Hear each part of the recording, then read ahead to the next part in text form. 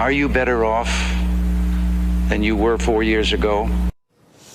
That is a question that defined the 1980 presidential election, and it is a question that could ultimately decide the 2020 election. This morning, a brand new study from Gallup and Populous is shedding light on that very question. It's got me thinking, looking at exactly how Americans define success. One of the big takeaways, there's a stark difference between how people define their own success and what they believe society considers success. Here to discuss one of the people behind that study, co-founder and president of the think tank Populous, Dr. Todd Rose, Charlie Sykes, and Congressman Israel back with me. Todd, 3 of the top factors for personal success are education, relationships, and character.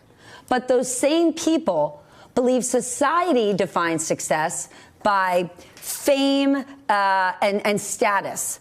How do you explain this contrast? Well, first of all, it's wildly hopeful for me that the personal character of the American public is something where we want to be good people and we want to be stronger in our relationships, whether it's our family or our community. But we're living in a society where our media and everything keeps giving us a message that what we really want is to be better than other people and compare ourselves. And it turns out not to be true. All right, let's vote. Congressman Israel, as you look at how people define their own success, financial security is actually lower than education and character. Yet when people go to vote, we heard so many people in the last election say things like, I don't like the president's character, I don't like what he does, I don't like how he behaves, but for my own personal finance, for my business, I got to go with him. Then how do you marry the two? They forget morality when it comes to voting? Well, I don't know that they forget morality when it comes to voting. In fact, I would really narrow this down. I think we have to break this down. The Cook Political Report has a theory, and I subscribe to it, that no matter how well the economy is going, no matter how comfortable people feel in their own lives, 35% of them are voting for Donald Trump. If it's not going well, they're still voting for him. 45% are voting against him, no matter what's happening with the economy. Where this study, I think, is really most fascinating is with the 20% who've not yet made a decision, and in their specific communities. This election is going to be won or lost in 7 battleground states, in about 20 counties like Erie, Pennsylvania, Saginaw, Michigan, Pinellas, Florida, Maricopa, Arizona. That's where this study really counts. Are those people who are still undecided willing to vote for Donald Trump, notwithstanding whether the economy is good or bad, or whether they feel personally fulfilled and comfortable in that economy? Charlie, take us to the state of Wisconsin. Does that reflect what you see there? Does it match what motivates Wisconsin voters?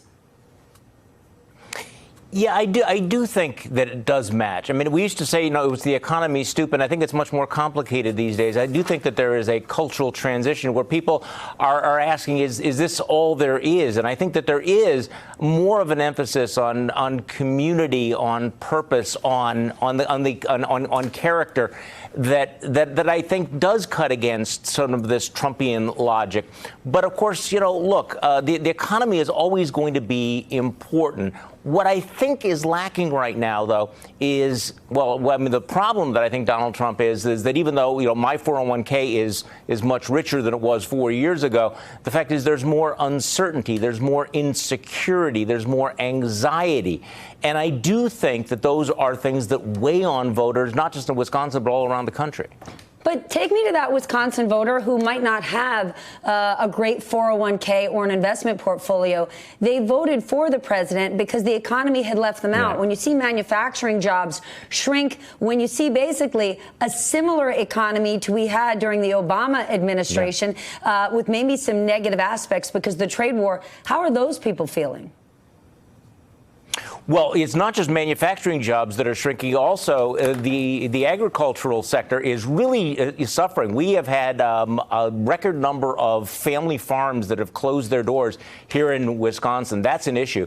And so far, I don't think the presidential campaign has really addressed the question of rural America and the stress of rural America, particularly the stress caused by this trade war. So all of those things are going to be factors. Now, the question is whether or not the cultural and ideological issues, the tribalization of our politics overrides those specific economic issues, but they're not necessarily cutting in Trump's favor right now. Todd, tribalization takes us to ideology. What I thought was an interesting finding in the report, liberals report a lower feeling of personal success than conservatives do. Is that conservatives are more business people? No, I think what we saw was that there was just a lot of individuality, right, in the way we think about success. And not surprisingly, some of that aggregates into some patterns related to our political beliefs. I think the bigger takeaway are two things. One, that we value different things, and that's okay. And two, we do have in common an almost complete rejection of the old zero-sum status-driven view of success. Then anything that candidates should consider when looking at this study when they want to woo voters? Yeah, look, I mean, the economy obviously is important. So this study says, look, you should still tend to that, but that it's not a silver bullet. Economic mobility is not the end-all, be-all. There are a broader, more substantive type of life that people want to live, and we can do more to help people achieve that kind of success. People want different things. Try to go visit all different voters in all different states. Hey there, I'm Chris Hayes from MSNBC. Thanks for watching MSNBC on YouTube. If you want to keep up to date with the videos we're putting out, you can click subscribe just below me or click over on this list to see lots of other great videos.